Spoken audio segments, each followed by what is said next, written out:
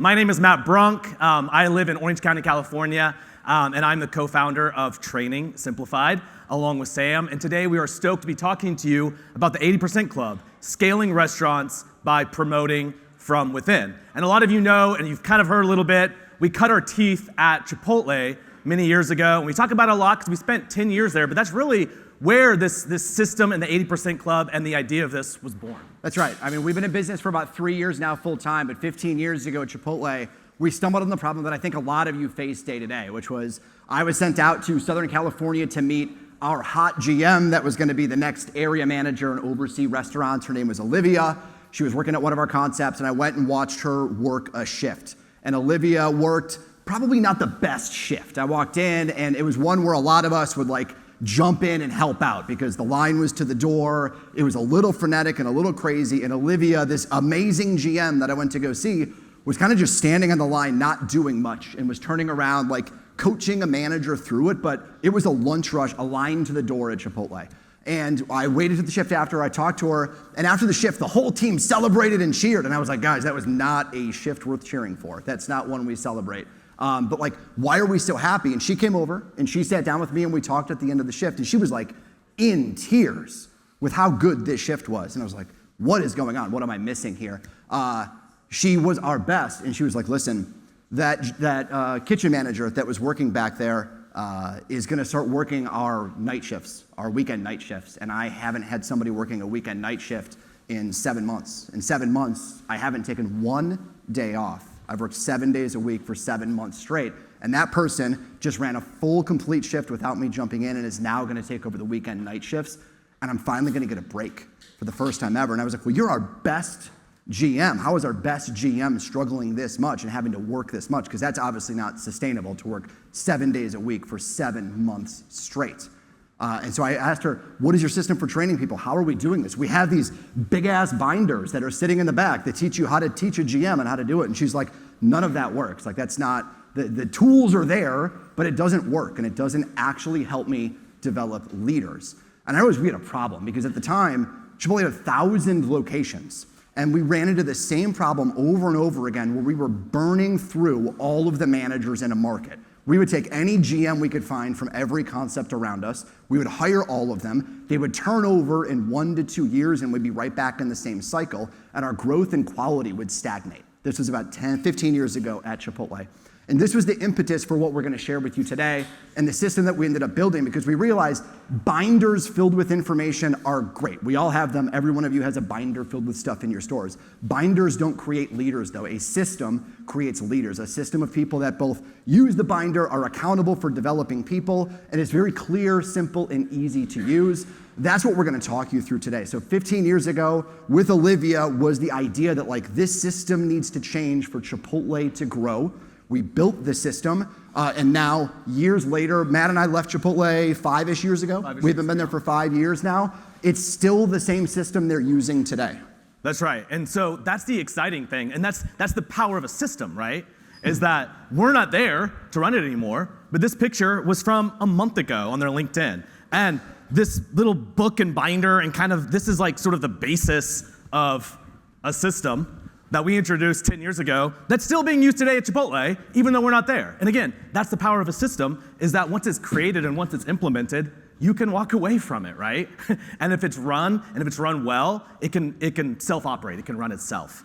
And so we're excited to talk you through this, to introduce you to this idea of the 80% Club, and to really share our vision with you and encourage you to adopt this as a vision for yourself. But when we say 80%, what are we talking about exactly?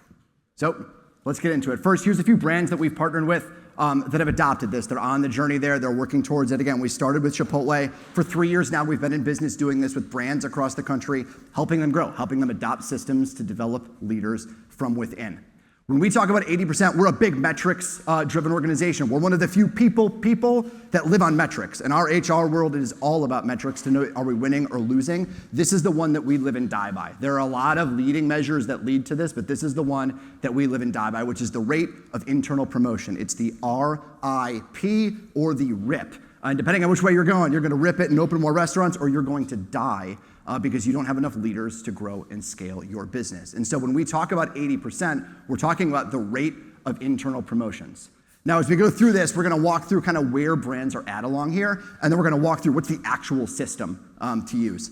On your tables, we put out, on the back of it is the actual checklist. So Kathleen's very clear, like we're walking away with actionable items. This is the checklist for you to look at to see, do you have these things in place? We're gonna walk through them today in here, but take it away. We're happy to share resources as we go through. But these are the systems that all those brands put in place to start building leaders from within. If you find yourself here, this is the lower end of the spectrum where 20% of your leaders are promoted from within. So if you have 10 leaders, 8 of them you're gonna hire from the outside, 2 of them are gonna come from within. This means you're really dependent on hiring from the outside. And in this world, we call them battlefield promotions. This is a lot like, hey, you're the last person standing, I need a leader, somebody just quit or we turned over. Congratulations, you've been promoted to manager. They're not really trained, they might not be the best fit for it, but they're the best person that you've got at the time. That's generally how you get into 20%, and you can kind of stumble into it. But here you're entirely reliant, basically, on outside leaders. And Matt has the best quote ever for this that I steal shamelessly all the time, but in this world, you are borrowing somebody else's culture. If 80% of your leaders are coming from other people, you're relying on other people and the habits that they gave them. And so you're very reliant on how did they teach them to lead people? How did they teach them to read a P&L? How do we teach them to lead the business? You're relying on somebody else doing that and you're inheriting all of those habits. The shift here is to teach and train it your way from within with your culture.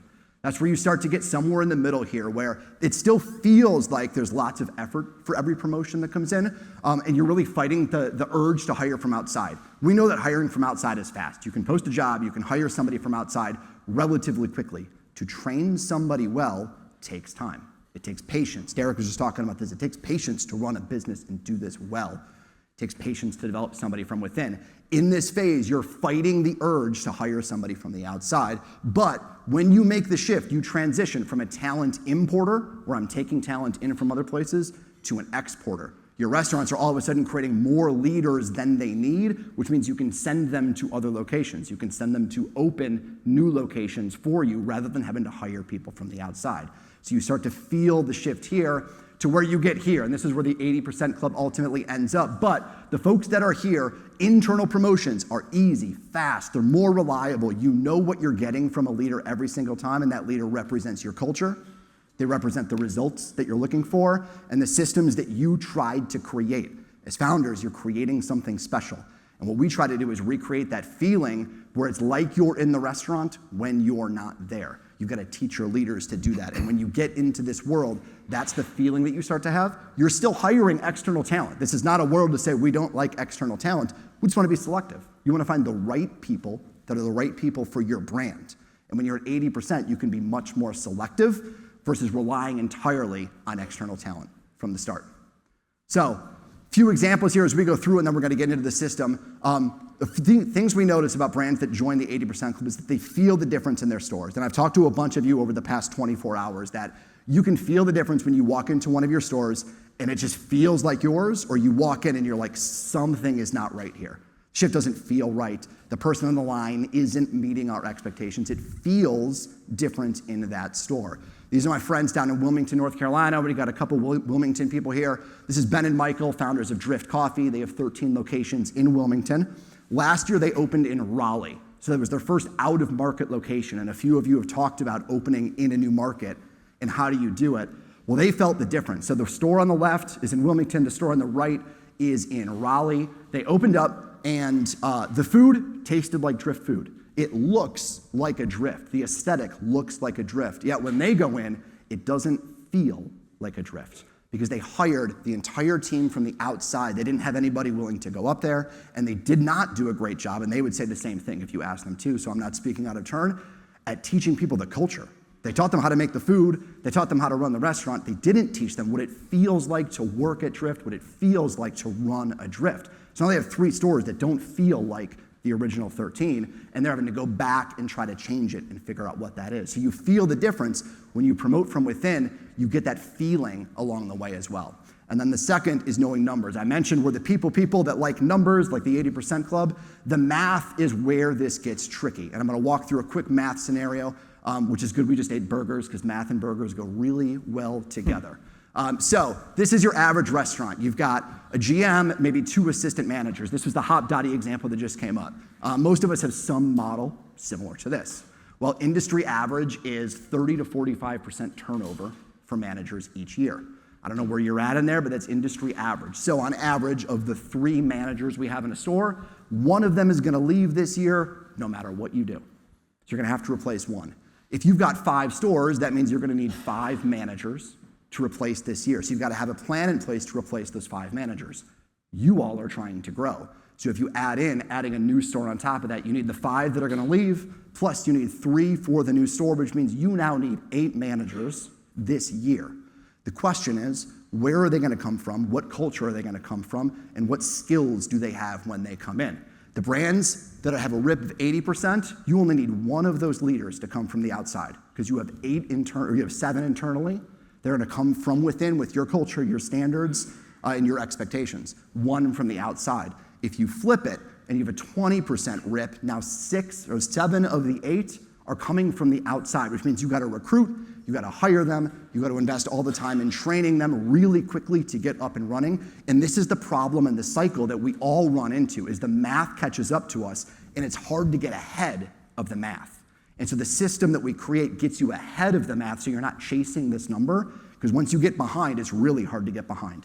You all are in the best position because you're not where Chipotle was. When I was at Chipotle, I mentioned we started at store 1,000. This is the problem that we had to face. By the time we solved this, where I mentioned at store 1,000, it was not in place. We had really no reliable system. By store 2,000, we had 5 managers per store. We averaged 45% manager turnover, which means every year, just for turnover, I needed 4,500 managers across the locations. We were opening 300 stores a year with, again, 5 managers per store. I needed another 1,500 to get into the new stores that were opening. So we needed 6,000 managers. By the time we left Chipotle, our RIP was 90%. 90% of managers were trained from within. They're still maintaining. They've been between 80 and 90% for the last 10 years, which means instead of hiring 6,000 managers from the outside, we needed 600. That's still a shitload of managers. That's a lot of people that you need to come in. But it's not 6,000. 6,000 is very hard to train. And the way that they've been able to scale and grow, even internationally now, is because they're training from within using the system. So that was the problem that we tried to solve, but the math is one of the harder things to get ahead of. How do you get ahead of attrition and growth and have enough leaders to stay ahead of the curve so that you don't fall behind? So we know and we believe that brands in the 80% club can feel it in their culture. And we know and we believe that brands in the 80% club know and understand the math, but we also see consistently, and I've heard it mentioned multiple times this morning, that brands in the 80% club are all about transforming lives. And I feel like it would be easy to overinflate this and to talk in too like high sounding, like too feel good terms, but we kind of can't overstate how important this is and how great it feels when you know that you've invested in somebody and it's fundamentally changed and transformed their lives. And I'm sure that some of you here has been the recipient of that, and now you're able to be giving that back to some of these people that you're hiring, that you're investing in. This is a young woman. This is one story of like a million that we could tell. This young woman in the lower right-hand corner, her name is Chandra. And it's a quick side note, one thing that we didn't really mention, we're talking about systems and we're very operations focused, but my background is actually more in like media and marketing and documentary filmmaking. And so we do a lot of storytelling. We use media and we use content, we use video to do a lot of storytelling for brands that we work with. We did a lot of this at Chipotle. Lower left-hand corner is the story of a young woman who started out as a crew member, became a multi-unit leader. All of these are stories that we tell with the brands that we partner with. So I got to speak to Chandra just like about a month ago from Mendocino Farms. I heard Mendocino mentioned earlier today. They have a location here in Austin now. Chandra was telling me that she started out there at Mendocino and she didn't really see it as a career, but that now, 12 years later, she's the director of operations and she's had the opportunity to kind of live her dream. She is a homeowner. She's gotten to travel the world. She gets to care for her family. She gets these opportunities that she actually never thought that she would have because she's at a brand who has invested in her and believed in her and fundamentally transformed her life. And we hear this all the time. We have 1,000 stories that we could tell, and we think that brands that do this understand that they're in the people business. At 80% Club, understand that this is about transforming lives. And now Chandra is in a place where she's able to turn around and do that for others. Now she's in a place where she can promote leaders and bring them up through a system and give back to these young people what she's been able to receive. And ultimately, that's what it's all about. Brands in the 80% Club know the math. Brands in the 80% Club feel it in their culture. They are all about transforming lives. But also, let's just be honest, brands in the 80% Club are dominating the market. And ultimately, we're here, it was mentioned earlier today, nobody here is running a nonprofit, right? But brands in the 80% Club are actually dominating the market. We see it in the numbers and the brands that we talk to. Shake Shack, 60+% of a rate of internal promotion. The Darden Group with this family of brands, 70+% of a rate of internal promotion. Chipotle, 90+% of a rate of internal promotion. The brands that are dominating the market are having these conversations. And they're not always publicly publishing these numbers. It's not always part of an earnings report or an investor call, but they are having these conversations about their talent pipeline and how many people they're pulling through the system and how many people they're developing from within. And by the way, these are all quotes from the CEOs. So these are the CEOs of these publicly traded companies are actively talking about it right now. So this is on the mind of the CEOs of this brand is how many people we're promoting from within. So this last logo here, you may or may not know them. Some of you have mentioned them, and this is a brand that we partner with, and we love to work with them. This is their mascot. His name is Bao Bao, but this is a brand called Din Tai Fung. Din Tai Fung is a privately owned company, but last year they published their results for the first time, and it made huge headlines because it turns out that they have the highest average unit volume of any restaurant chain in America. $27.4 million per unit is their average unit volume. They're dominating the market. They're the second place on that list, $14.5 million. They're 2xing number 2 on the list. I was at their manager conference a couple months ago, and let me tell you, this is what they were talking about. They were talking about being a billion-dollar brand by 2030, but the way to get there, how they're going to achieve their vision, is internal promotions. They were talking about developing from within. They were talking about how they opened up at a new market in Manhattan, and they went from California to Manhattan, and they were like, okay, we're gonna just hire all these people in Manhattan and train them up, and they said it didn't work. They said, scratch that. Next time we go to a new market, when we go to Toronto, when we go to Scottsdale, when we come to Dallas, instead, we're not gonna go and hire a bunch of people there. We're gonna move people there. We're gonna develop our people from within. We're gonna say, who wants to move to Dallas? And we're gonna move our people, and we're gonna grow and build a pipeline from within, and we're gonna send people to open up new markets, and this is gonna be our focus, and this is how we're gonna become a billion-dollar brand by this date.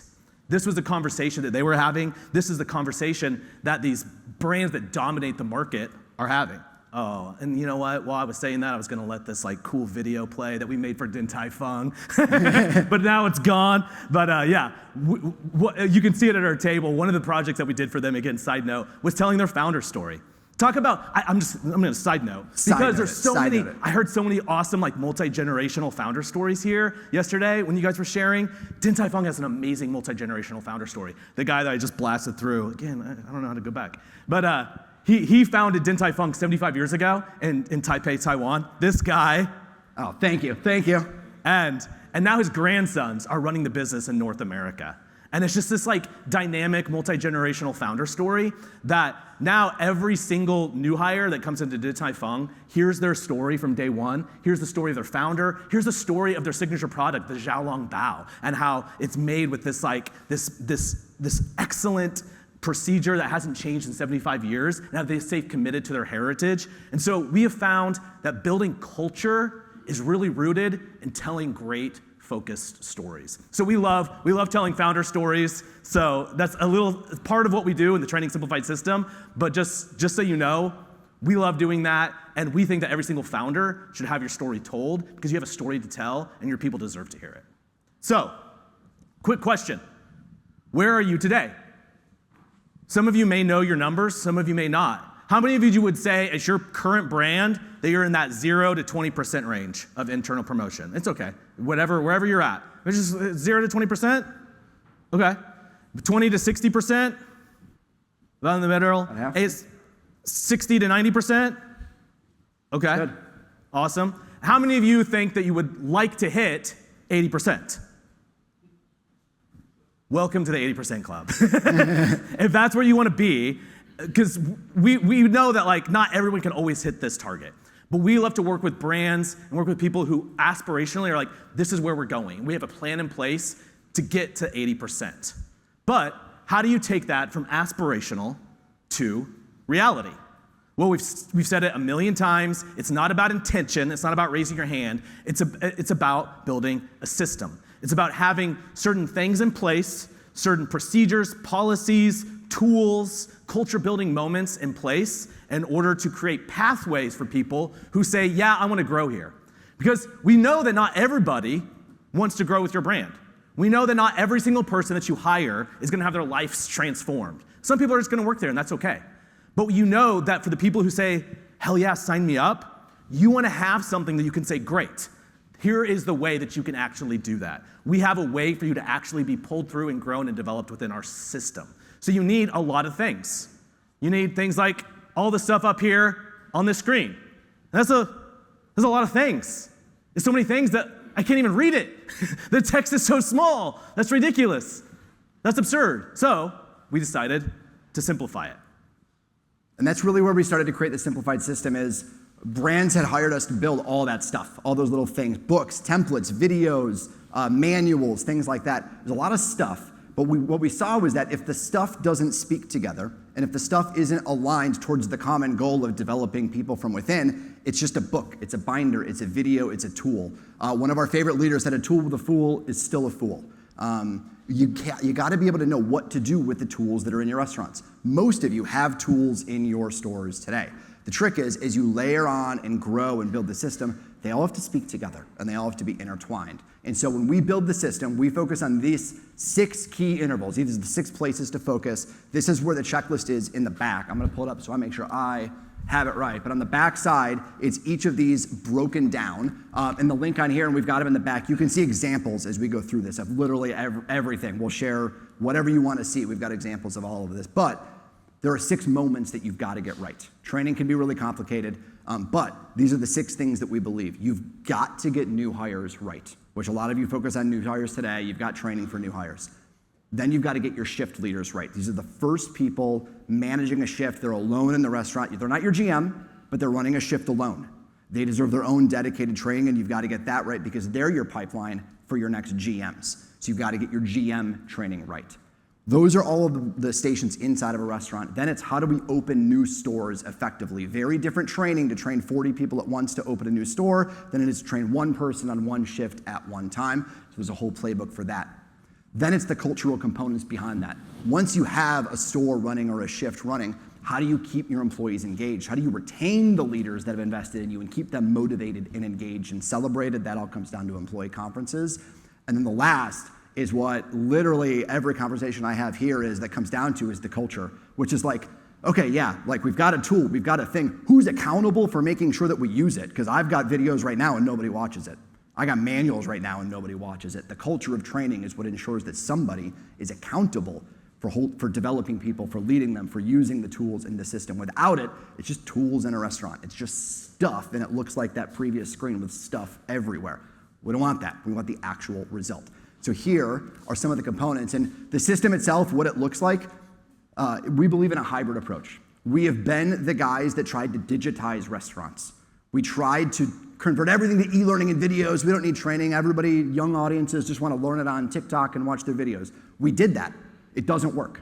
You know why? Because you can watch a video on a P&L, but until you sit down with somebody and work them through where they're confused in the P&L and why they're not getting it, it doesn't work. So we believe in a hybrid approach. There are times when video is amazing and it needs to be used, but there are times when you got to sit down with a human and teach a human and coach them. So everything that we do is hybrid. Our system has 50 plus courses that are pre-made. We've got videos that are pre-made. We have 25 tools and workshops to use that are human, in-person experiences to bring it together. So it's a combination of things. People ask us, is it a SaaS product? Is it you guys just running around the country? It's a combination, because ultimately it's a combination of videos, media, and in-person experiences. So let's break it down a little bit of what is in each thing. Matt, let's talk about new hires. Talk about new hires. Oh, this guy. one. I guess I don't need it. Now it's going through.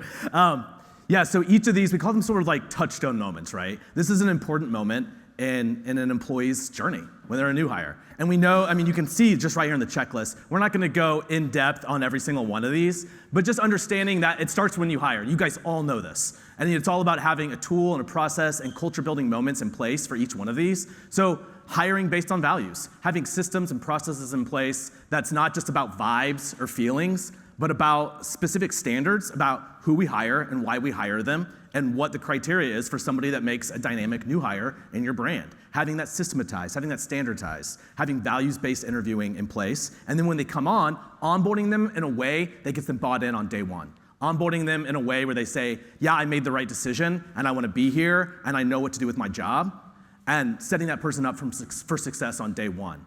And then ultimately, it's about, for every single new hire. Got one down here. Right here too. For every single new hire, having a shift-by-shift checklist, a training guide in place that they know exactly what they're supposed to learn shift by shift, and they know what they need to be competent in, and someone is responsible for validating them shift by shift before they are able to actually run and execute that shift on their own. And ultimately, that's based on the standards of your restaurant. That's based on the standards of your brand, your hospitality standards, your food standards, your procedures and your policies, and making sure that shift by shift, somebody is checked off and validated in order to do that. That's right.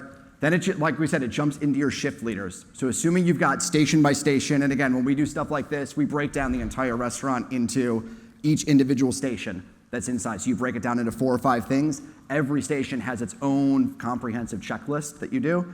You do the same thing for managers. We break down managers into the 4 or 5, 2, 3, 4 manager positions. Every manager position needs its own dedicated comprehensive checklist of everything I expect you to know. So as a shift leader, we then move into, what do we expect the shift leader to know?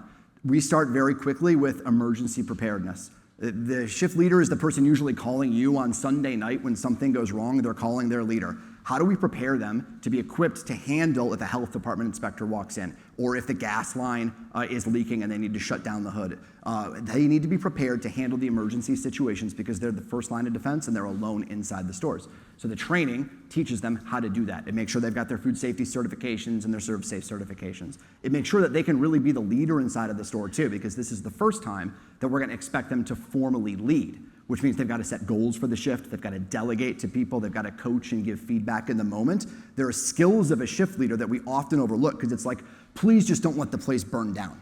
That's the baseline experience, but really we want to do more than not burn down the place. We want to run a great shift. And if you teach your shift leaders right, they not only can lead the shift and run a great shift, but they become a pipeline for your next general managers. And so you've got their compliance, you've got their safety, you've got goals and roles, and then eventually it ends up in a week-by-week plan. Shift leaders, you don't teach them one shift at a time. You've got to teach them over weeks to understand what the impact is on their shift so that they learn. So the brands that we work with are spending 4 or 5 weeks on a shift leader before they're signed off to even run a shift alone. So it's dedicated time and patience.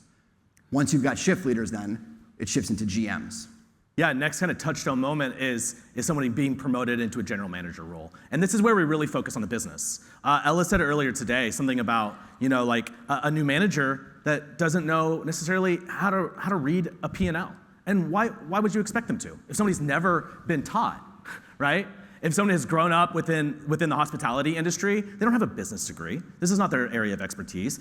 That doesn't mean that they're dumb. It just means they have not been taught. Because they're probably really, really smart, or else you would not put them into that position. And so we base all of our management training on the P&L. So it's all about sales, labor, COGS, and other expenses. And so under sales, we teach how to grow sales. And under hiring, under labor, we teach how to hire great people and how to manage your labor costs. And everything comes back to really understanding the P&L. And then Sam talked about how we do these like quarterly business reviews, how you sit down with somebody, and we emphasize that can't overemphasize the importance of that, of instituting like a quarterly business review with these managers, and that's when they're really gonna learn it. Maybe they'll watch a video about a P&L, maybe they'll take a training course, but when they're really gonna learn it is when somebody sits down and reviews it with them and says, hey, look at your last quarter. What happened here? And how about next quarter? How are we gonna execute on this new plan? And then 3 months later, you come back and you talk about, did you execute against the plan? And that's when they really learn.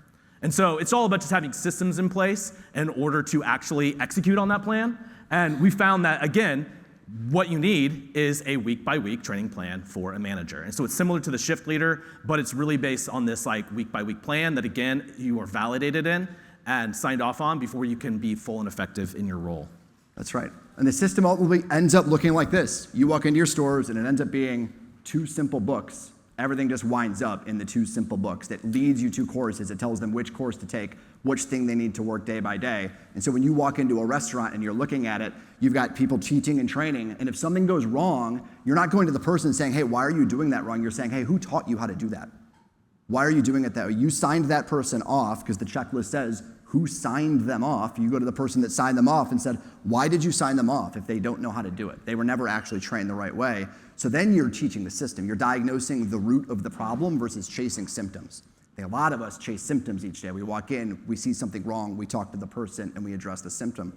Sometimes the root of the problem is actually who taught them or who held the people accountable for teaching them. And so when you walk in, this is all you're looking at the end of the day, which makes it nice and easy for everybody to digest and to operate. All of this then winds up into your new store openings. So you need managers, you need employees that can learn all of these things. The store opening process, though, as we get into it, starts months before. And so it's the people pipeline to say, if we're going to open up a store 6 months from now, what's the people plan? Where's our GM going to come from? Where are our assistant managers going to come from? It's usually 6 months in advance, long before we even, we may not have even broken ground at this point, but we're talking about who's going to lead that store because we might need to train them. We might need to be pulling people from another store and have a training plan in place months in advance to get ready for the next opening. And when you do that across multiple locations, you have a whole machine of figuring out who's training where to go open the next store.